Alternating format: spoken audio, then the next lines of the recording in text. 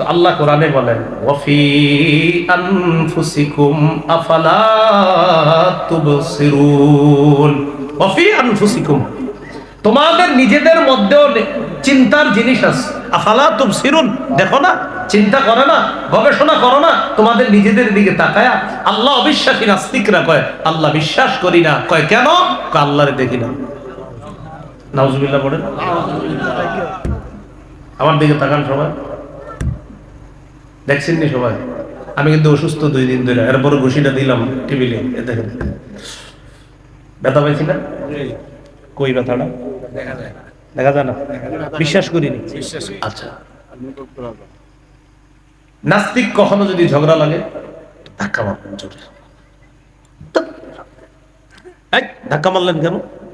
আপনি বলবেন কোথায়? সে বলবে এখানে।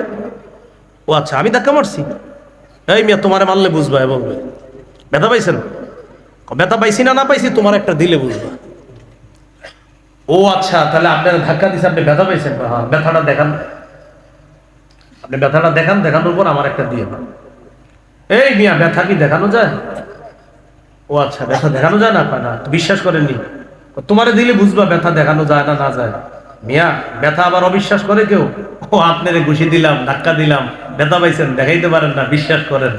আমিও আমার আল্লাহরে দেখি না, বিশ্বাস। আপনি সামান্য একটা ব্যথা দেখাইতে পারেন না। এই জন্য সারা জীবন মনে রাখবেন, সবচাইতে দামি জিনিস গোপন থাকে। সবচাইতে দামি যিনি, তিনি গোপন থাকে। বলেন সবাই, সবচাইতে দামি যিনি তিনি গোপন থাকে। দোকানের মধ্যে যখন যাই, যাওয়ার পর স্যাম্পল দেখি, দেখার পর আমরা ওই স্যাম্পল সোয়েটারটাই নেই নাকি ভিতর থেকে স্যাম্পল দেখে বলি ভাই এটা আছে গোডাউনে, তো দেন ওটা দেন, এটা দেন না, এটাতে ধুলাবালু লাগতেছে, এর মানে দামিটা গোডাউনে আছে। এই জন্য আমরা বলি আমাদের মা বোনরা হলো দামি সম্পদ। সুবহানাল্লাহ। তাই মা বোনদেরকে ঢেকে রাখেন। নবী বলছেন আদ-দুনিয়া মাতা ওয়া খায়রু মাতা'id দুনিয়া আল মারআতুস সালিহা। নবী বলেন দুনিয়াটা হলো ভোগের জায়গা। এই দুনিয়ার মধ্যে সবচাইতে শ্রেষ্ঠ সম্পদ হলো কোন ব্যক্তির জীবনে যদি নেককার বিবি হয়ে যায়। কোন ব্যক্তি যদি নেককার বিবি পায়, সে দামি সম্পদ পায়। তাহলে বলেন তো দামি সম্পদ কি থাকে? গোপন। বলেন দামি সম্পদ কি থাকে? আমাদের মা বোনরা দামি সম্পদ, তাই মুসলিমরা আমাদের মা বোনদেরকে ঢেকে রাখি। এই পৃথিবী, আসমান, জমিন যা কিছু বলেন, এই সব কিছুর মধ্যে সবচাইতে দামি কে? বলেন আল্লাহ। আমাদের রব এখন গোপন আছে। তাহলে এই সবচাইতে দামি আল্লাহকে কখন দেখবো? আমরা যদি দামি হয়ে জান্নাতে যেতে পারি, তখন সরাসরি আল্লাহকে দেখতে পাবো। আমিন আমিন। সাহাবায়ে কেরাম নবীর সামনে বসা, পূর্ণিমার চাঁদ দেখা গেছে। এই সাহাবীরা, পূর্ণিমার চাঁদ দেখতেছো? জি। হাল তুদারুনা ফি রুয়াতিহি ওয়া ফি রিওয়ায়া হাল তুদাহুনা ফি রুয়াতিহি ওয়া ফি রিওয়ায়া হাল তুজামুনা ফি রুয়াতিহি। এটা দেখতে কি তোমাদের কোনো কষ্ট হয়? তোমাদের কোনো ভিড় হয়? তোমাদের কোনো কষ্ট হয়? সাহাবায়ে কেরাম বলে না হুজুর, কষ্ট হয় না। নবী বললেন সাতারাউনা রাব্বাকুম কামা তারাউনা হাযাল কামারা ফি লাইলাতিল বদরি। আকাশের পূর্ণিমার চাঁদ দেখতে যেমন তোমাদের কোনো সমস্যা হয় না, সরাসরি তোমরাও আখিরাতে আল্লাহকে সরাসরি দেখতে পাইবা, কোনো সমস্যা হবে না। তবে শর্ত আছে। বলেন আল্লাহকে দেখার শর্ত। বলেন বলেন আল্লাহকে দেখার প্রধান শর্ত দুটি। আল্লাহকে দেখার প্রধান শর্ত কয়টি? দুটি। বলেন 1 নম্বর নেক কাজ, 2 নম্বর নেক কাজটি শিরিক মুক্ত। 1 নম্বর নেক কাজ, 2 নম্বর শিরিক মুক্ত কাজটা হইতে হবে। তো আল্লাহ বলেন ফামান কানা ইয়ারজু লিকা রাব্বিহি ফালইআমাল আমালান সালিহা। যে ব্যক্তি তার রবের সাক্ষাৎ চায়, সে যেন নেক আমল করে। ওয়ালা ইউশরিক বিইবাদাতি রাব্বিহি আহাদা। রবের ইবাদতের ক্ষেত্রে কাউকে যেন অংশীদার না বানায়। বলেন আল্লাহ আমাদেরকে বেশি বেশি নেক কাজ করার তৌফিক দাও, শিরিক মুক্ত, রিয়া মুক্ত ইবাদত করে যেন তোমার সাক্ষাৎ পাই, আমাদেরকে তৌফিক দিয়ে দাও। তাহলে ফালিয়ামাল আমালান সালিহা, এক নাম্বার নেক কাজ করবে, ওয়ালা ইউশরিক বিইবাদাতি রাব্বিহি আহাদা, তার রবের ইবাদতের ক্ষেত্রে কাউকে অংশীদার বানাবে না। মুফাসসিরিনে কেরাম বলছেন এই জায়গায় ইবাদতের ক্ষেত্রে অংশীদার।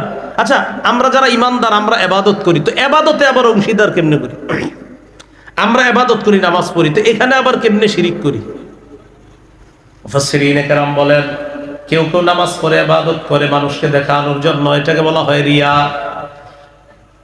অনেক মুফাসসিরিনে কেরামের মতে ইবাদতের মধ্যে শিরিক হলো রিয়া করা। আমি ইবাদত করতেছি মানুষকে দেখানোর জন্য, এটা হলো ইবাদতের মধ্যে শিরিক।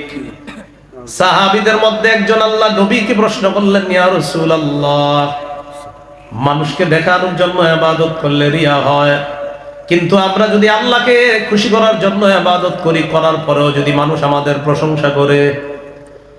প্রথম কথা হলো মানুষকে দেখানোর জন্য, মানুষের প্রশংসা পাওয়ার জন্য ইবাদত করা, এটার নাম হলো লোক দেখানো ইবাদত। মানুষকে দেখানোর জন্য, মানুষের প্রশংসা পাওয়ার জন্য, মানুষের বাহবা কুরানোর জন্য ইবাদত, এটা হলো রিয়াযুক্ত ইবাদত, লোক দেখানো ইবাদত। হুজুর আমরা যদি আল্লাহর জন্য ইবাদত করি, এরপরেও যদি মানুষ আমাদের প্রশংসা করে, এটাও কি রিয়া হবে?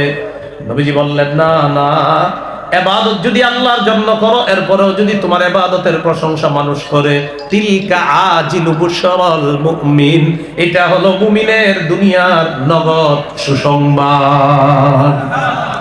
মুমিন ইবাদত করে আল্লাহর জন্য, কিন্তু আমাদের মধ্যে কেউ প্রশংসা করে ফেলছে, মাশাআল্লাহ আপনি সুন্দর ইবাদত করেন, কিন্তু তার উদ্দেশ্য আমার প্রশংসা পাওয়া ছিল না।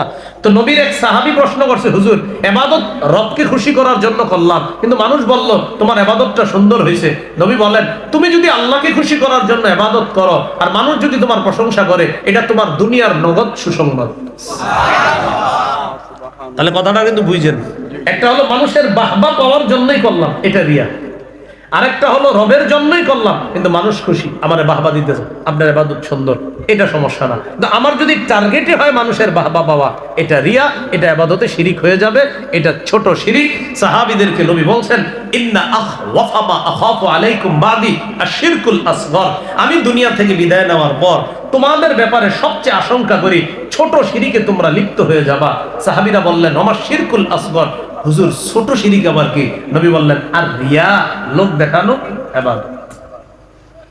তাহলে ভাই আল্লাহরে দেখতে যাই না সবাই? বলেন বলেন ইনশাআল্লাহ। তাহলে সবাই আল্লাহকে দেখবো তো ইনশাআল্লাহ। আচ্ছা, হুয়াল মনে আসেনি, হুয়াল আউয়ালু ওয়াল আখিরু ওয়াজ যাহিরু ওয়াল বাতিন ওয়া হুয়া বিকুল্লি শাইইন আলিম। আল্লাহ সব কিছুর খবর রাখেন, সব কিছুর জ্ঞান রাখেন, আল্লাহ সব জানেন। আমি আপনি এই জায়গায় বসে বয়ান করতেছি, শুনতেছি, সব আল্লাহ জানেন। পরের আয়াতে দেখেন আল্লাহ কি বলেন, হুয়াল্লাযী খালাকাস সামাওয়াতি ওয়াল আরদা ফি সিত্তাতি আইয়াম। মাথা ঠান্ডা করেন সবাই, এই আয়াতে নতুন একটা শিক্ষা আছে। হুয়াল্লাযী খালাকাস সামাওয়াতি ওয়াল আরদা ফি সিত্তাতি আইয়াম, তিনি ওই সত্তা যিনি আসমান জমিন সৃষ্টি করেছেন 6 দিনে। কয় দিনে? 6 দিনে। আল্লাহ আসমান বানাইছেন কুন ফায়াকুন দিয়া, জমিন বানিয়েছেন কুন ফায়াকুন দিয়া। এই কথাগুলা সঠিক নয়, হ্যাঁ, এগুলা জাল বর্ণনা। আমাদের আকীদা আল্লাহ চাইলে আসমানকে কুন ফায়াকুন দিয়া বানাইতে পারতেন।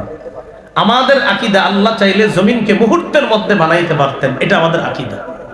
সূরা ইয়াসিনের মধ্যে এই আকীদা আমাদেরকে আল্লাহ দিয়েও দিয়েছেন, ইন্নামা আমরুহু ইযা আরাদা শাইআন আন ইয়াকুলা লাহু কুন ফায়াকুন।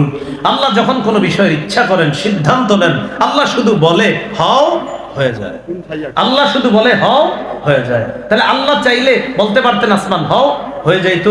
আল্লাহ চাইলে বলতে পারতেন জমিন হও, হয়ে যেত, কিন্তু আল্লাহ এটা না করে আল্লাহ 6 দিনে আসমান জমিন বানিয়েছে। কয় দিনে? আমার সাথে সবাই বলেন, বলেন শৃঙ্খলতা শিক্ষা দেওয়ার জন্য আল্লাহ আসমান জমিন 6 দিনে সৃষ্টি করেছেন। আল্লাহ চাইলেই মুহূর্তের মধ্যে আসমান জমিন সৃষ্টি করতে পারতেন।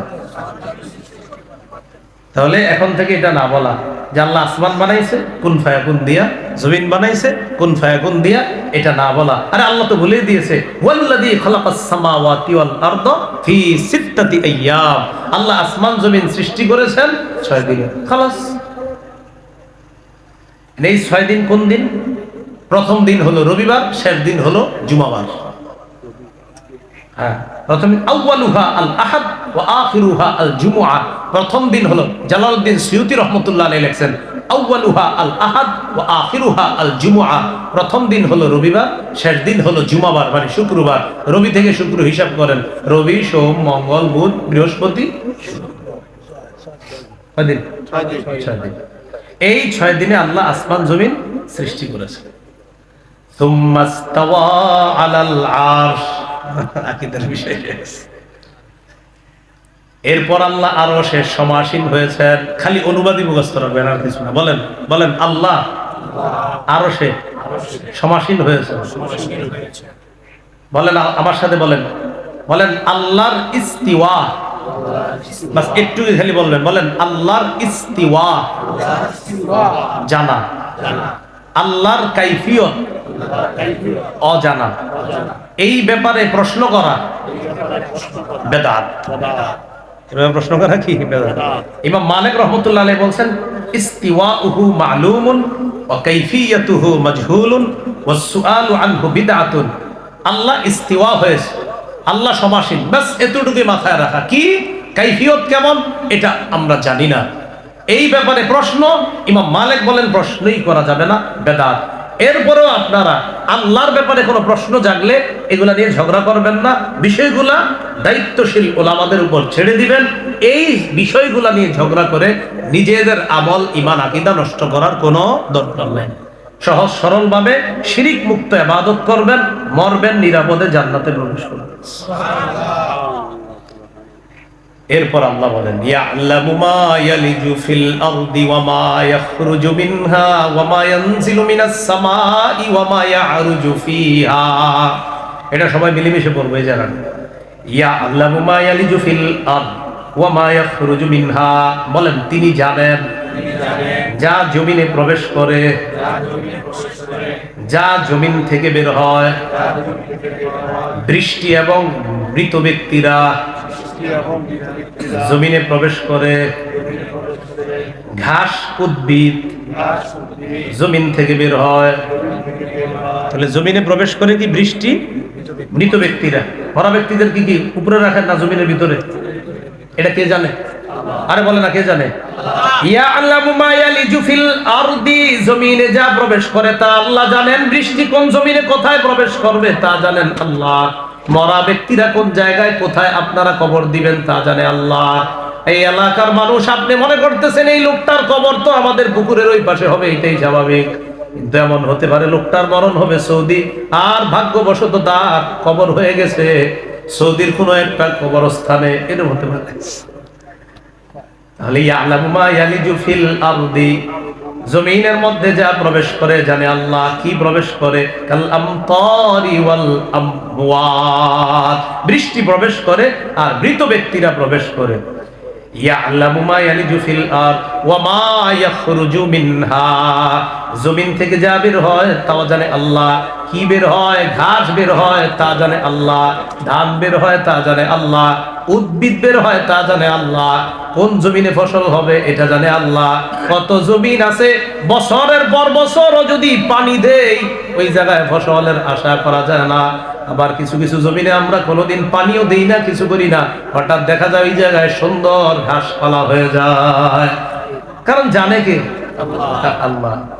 এরপরে কি বলে দেখেন, ওয়ামা আচ্ছা আচ্ছা